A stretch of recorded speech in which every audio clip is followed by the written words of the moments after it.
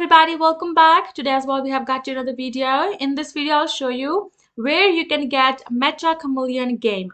But before that, please to make sure to like our video, subscribe our channel, and yes, without any further delay, let's get into it. The first and most easiest platform for you to access Meta Chameleon or download Meta Chameleon game is Steam.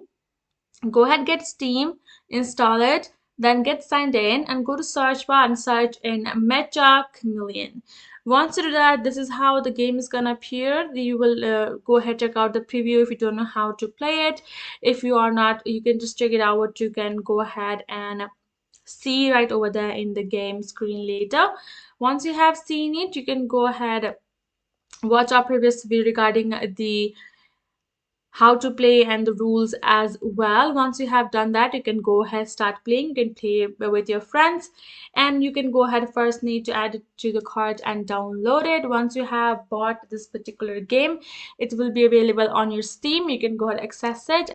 So for you to get Meta Chameleon, you need to go ahead, visit the Steam. So I hope this video helped. Thank you so much for watching. I will see you guys in our next video.